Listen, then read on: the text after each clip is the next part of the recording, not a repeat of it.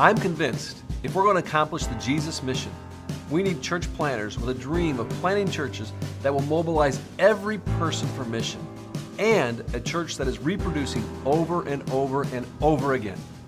We cannot keep doing the same things the same way and expect different outcomes. Isaiah 43 tells us, "Forget the former things. Do not dwell on the past. See, I'm doing a new thing."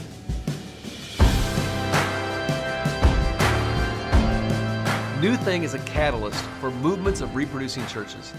And we're looking to come alongside a particular type of church planter. We're looking for church planters whose dream is not just planting one church, but of planting a reproducing church. And we want to help you make that dream come true. It all starts with relationships. Every church planter is a part of a network of reproducing churches. We're constantly also developing resources with you in mind to give you the tools to help your church become a healthy, reproducing church. Now, these last two values are where God has shown us tremendous favor. Reproducing. Everything we do is focused on reproducing. Why? Because reproducing makes movement possible, and movement is how the Jesus mission gets accomplished. In 2007, as community sent out my wife Janet and me to launch a new church in Kansas City, 15 people joined us from Chicago, from South Carolina, and from Colorado. We had this dream to be a reproducing church, and what better way to see that happen than to launch pregnant? And so 3 church planter apprentices joined us as part of the launch team of Restore Community Church, raising their own support. And we began to see God do amazing things and help people find their way back to Him. Just 2 years after we launched, we sent out Josh Jackaway and Nate Williams to launch our Liberty campus. And just 3 years after that, Nate released Josh to start our 3rd location in Brookside. And in 2011, we sent out founding staff members, Tommy and Jessica Bowman, back to Chicago to launch Mission Church. This dream, this idea of being a reproducing church, it was now core to who we are as we continue to see God surround us and use us to change the spiritual landscape of Kansas City. Our residents are some of the best and brightest. They dream of starting reproducing churches, and we do everything we can to help make that possible. When my wife Carla and I decided to plant a church, we really didn't know where to start, where to begin. And a friend of ours told us about doing a residency with NewThing. We moved to the city of Chicago. We partnered with a NewThing church for our residency so that we could begin this journey, this dream of planting a church. And the experience has been out of this world. Being involved in the weekend services, connecting with new attenders before or after service, leading a small group or leading teams, or traveling the globe to meet with potential NewThing partners. The experience has been incredible. I just feel like we've been so well equipped. So many of our skills and our God-given talents have just been refined and even polished to really set us up for success in planting this new church. Reproducing churches and residents across the U.S. and around the world is what's helping us create movements of reproducing churches. There are several ways you can get involved. First, we want to begin a conversation with you about how you can plant a reproducing church. You do not want to do this on your own. Let us connect you with others who want to start reproducing churches. NewThing's a place where you can experience a culture of reproduction. Maybe you should do a leadership residency, or possibly you're planting a church. Together, let's start a movement. NewThing wants to help you start your church and the next one and the next one. God's dream is for everyone to find their way back to Him. I believe it'll take movements of reproducing churches to accomplish that mission. And NewThing's mission is just that, to be a catalyst for movements of reproducing churches. So what's your dream?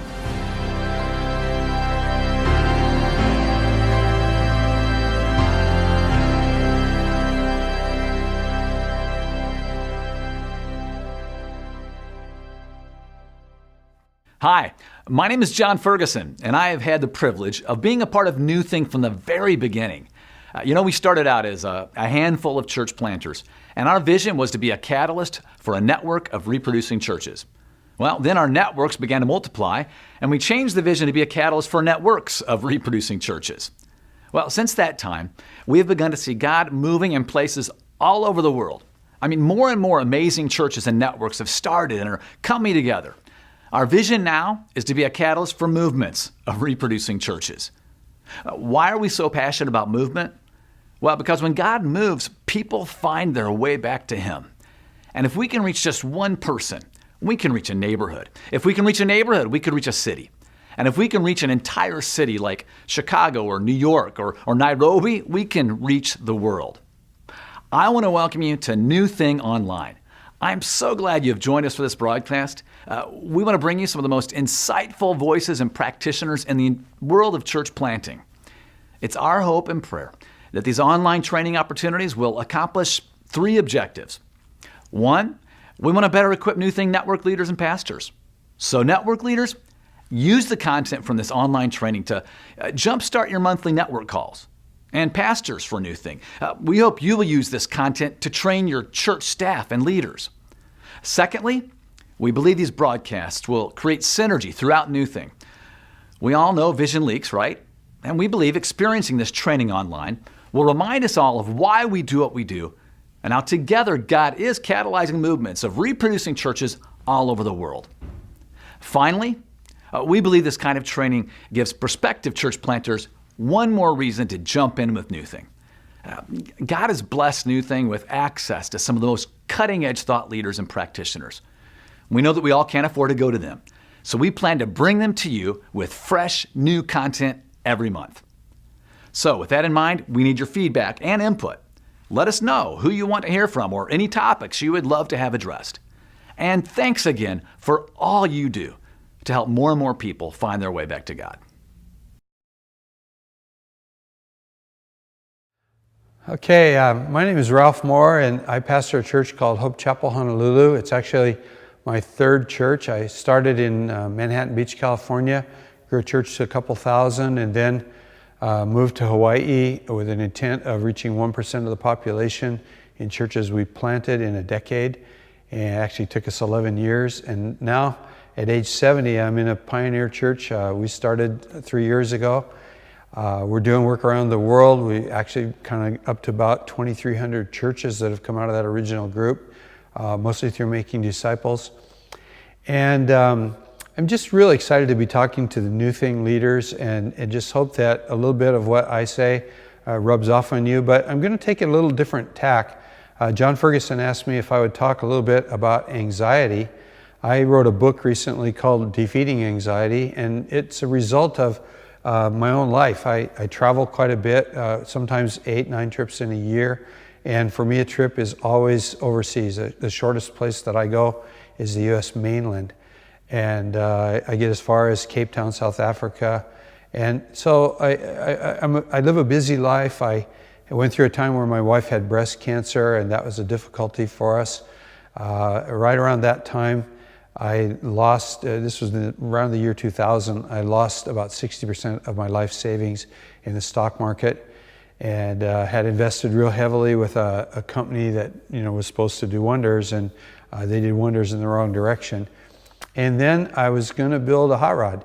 A couple friends of mine and I were hooked up on this Corvette engine going into a Jaguar. And when I got to looking at how much time it was going to require over a weekend, is what the book said, I realized that I was going to drag the thing out with my friends for about 15 weeks. And I just couldn't do that to them. And something snapped. I had a bout of acute anxiety. And it was a horrible thing. They say that if anxiety hits you real hard, you'll never be as fearful of anything in your life as you are of another anxiety attack. And that was really my situation.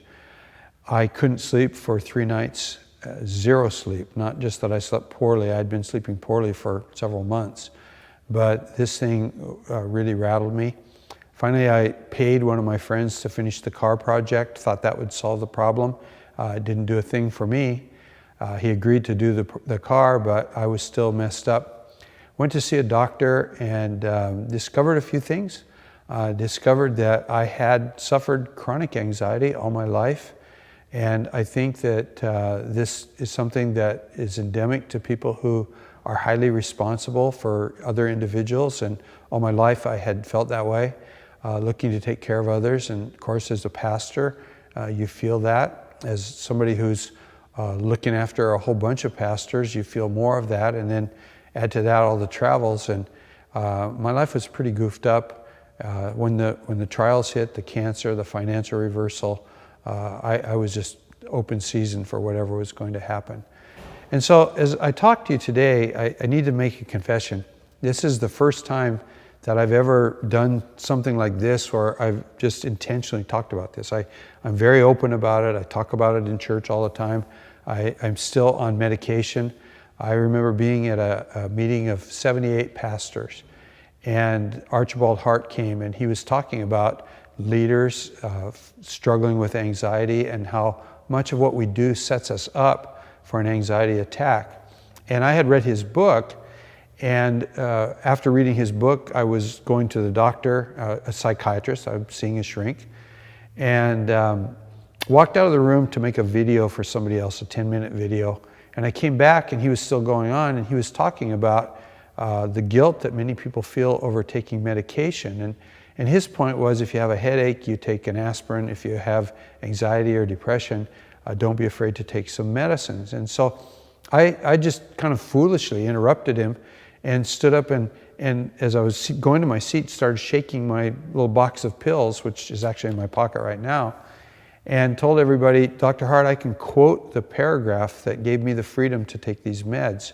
Thank you so much for your book. Well, after we went to break and Arch Hart left, I was in the bathroom, and some guy at the urinal tells me, looking forward at the wall, like people do, thank you so much for what you had to say. You really liberated me. I had this problem, but I was afraid that I'd lose my job if anybody knew that I had this problem. And so I've never told anybody but my wife. And so I thought that was nice, good compliment. And I walked out of the room, and there was a guy lurking behind the pillar. And when I say lurking, I mean lurking. He was waiting for me to come out of that bathroom. And he tells me much the same story. And I just laughed, and I said, well, this guy in there told me that he never told anybody but his wife. And this guy says, you don't understand. I never even told my wife. Nobody knows but you that I have anxiety, and my doctor. He was seeing a shrink also. That day, 19 people out of 78, and these are all denominational leaders. These were heavyweights. 19 of them either wrote me a note or got me into the side or one way or another communicated that they too were struggling with this. And so we're looking at nearly a fourth of the people that were gathered at that thing struggling with something that they're afraid to talk about. And so as we talk today, I actually have some notes, and I'm going to need to look at them a little bit because, like I said, I've told this story in church a lot, but I have never really done it in an organized fashion. And so I just want to talk to you about two things to start with. One is hope. If you're a closet anxiety sufferer, or maybe you're struggling with depression, I want to leave you not with a cure. I wrote a book that could perhaps do you some good called Defeating Anxiety, but even it won't cure you. But I want to leave you some hope that there is light at the end of the tunnel, and you can go places and do things. And you have this, if you like me and you have the interruption of an acute attack, you feel like there really is no further life for you. We engage in something called catastrophic thinking, where you take every little problem in your life and you press it as far as it could possibly go, and you're absolutely certain that that's what is going to take place. I recall after having the problem and calling my doctor, my wife called the doctor, the family doctor, and asked if I could come to see him that day, and he put me off for 2 days, and I was crying tears. And I asked her, would it be okay if I went to emergency ward? And he overheard me when I said that. He immediately said, come to my office now. I got there, he gave me this little pink pill, and in 45 minutes I felt like myself all over again. And then he started putting me on different pills, and they were doing crazy things to me, and I'd do 2 weeks of this and 2 weeks of that. And finally I went to see this shrink, and the first day I saw him, I was upset because the pill that I was taking turns out to be addictive. And I had read that on the internet, and I was shaken by that. I don't want to be a drug addict. And the doctor tells me, what do you think I do for a living? And I said, well, you're a counselor who's also an MD, and you can prescribe medicine. He goes, wrong, I'm a drug dealer. And I happen to hate drugs, so I'm a minimalist. I want to do the least I can do. And then he said, your doctor did the right thing by giving you this one medicine that will help your anxiety, and I'm going to give you something else that will help your sleep. And so we went through that, and I took that for a little while. And then I weaned myself off the anxiety drug, and I was so proud of myself. I cut pills, I shaved pills, I got myself down to nothing. And then I would always take my wife with me to see the psychiatrist because she saw things that I didn't. And she tattled on me. She said, you know, on his day off, he's a multitasker, and he could go hit golf balls, he could actually go play golf, he could go surfing, he could fool around with his car, he could read a book. By 4 o'clock in the afternoon, he's done none of it but sit around and stew about all the things he could do. And my doctor begged me to go back on the medicine, and he said something interesting to me. He said, God doesn't give points for pain. And that's what I want to say to you, is that God doesn't give points for pain. And if you're doing your best to serve the Lord and it's overwhelming to you right now, you probably need to seek some medical help. It's one thing to see a counselor. It's another thing to confide in your friends. We need to do all that. When I finally came out the other end of this thing, I recognized that over the years I had lost something spiritually. I had started out really, really strong in my relationship with the Lord. Eventually I was really strong in the ministry, and my relationship with the Lord had suffered. And so once I got on an even keel, I started reading books about the Holy Spirit and my relationship with God. That helped a lot. But all these years later, this is like 14 years ago, I'm still taking medication that helps me sleep, and I'm still taking a very, very mild medication that helps with anxiety, and perhaps hoping to move off to something that is an herbal medication with the anxiety. But all I want to say is there's really no shame in this. And I was the kind of pastor that if someone from my church would come to me and say that they were struggling with depression and somebody had given them some medication for that, and perhaps they were using Valium because they had anxiety, my routine answer was, you need to pray more, you need to be in the Word more. And I had become a kind of a spiritual legalist and was hammering on people rather than helping them.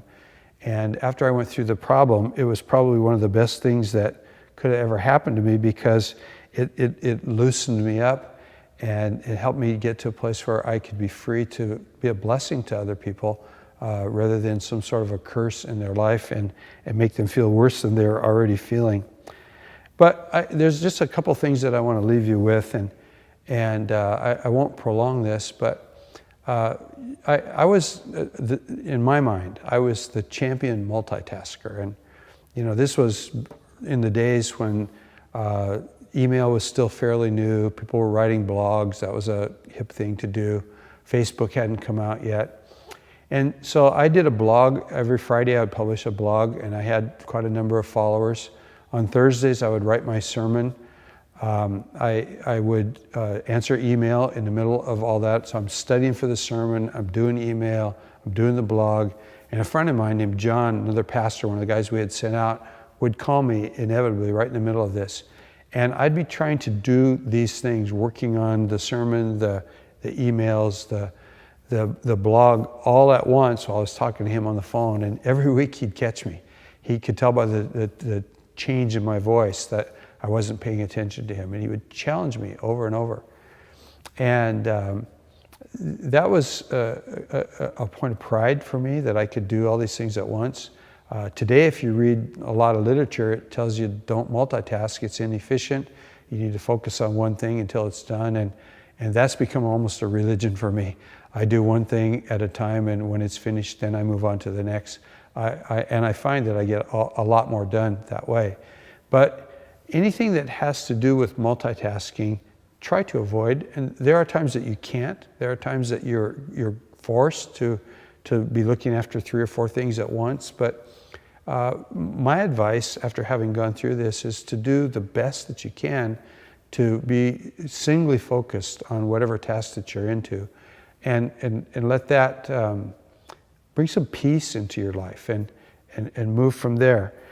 Second thing that is important to me is, you know, the Lord said we're supposed to take a sabbatical.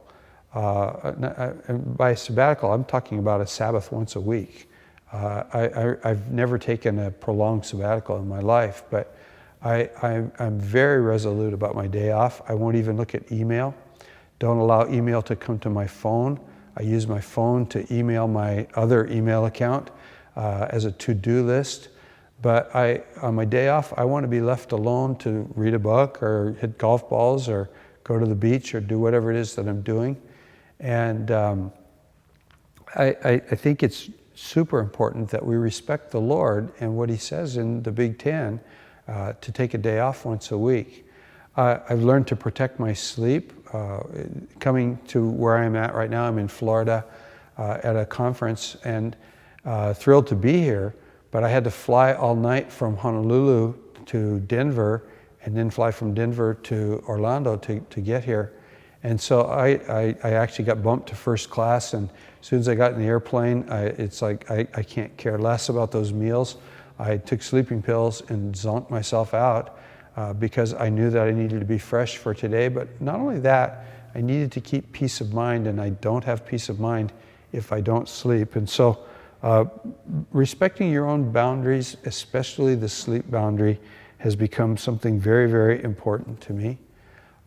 These are just little tips. Some of them are so practical that you may find them almost silly, but I've learned to, for a little while I would drive in the slow lane. I'm one of these people that if we're in the car, you don't know it, but we're racing. And I've had some pretty fast cars in my day, and you know, for a little while I had a black Corvette and nobody was going to cut me off in traffic. And if you did, I was going to make you suffer. And so I'd be on the freeway, and one of these people that's going from the slow lane to the middle lane to the fast lane back to the slow lane to get around everybody, and it just kept me freaking out while I was driving. And so for a little while, when I was in the extreme I'm getting over anxiety phase, I took to driving in the slow lane and driving the speed limit, and probably driving everybody else nuts because everybody goes beyond the speed limit.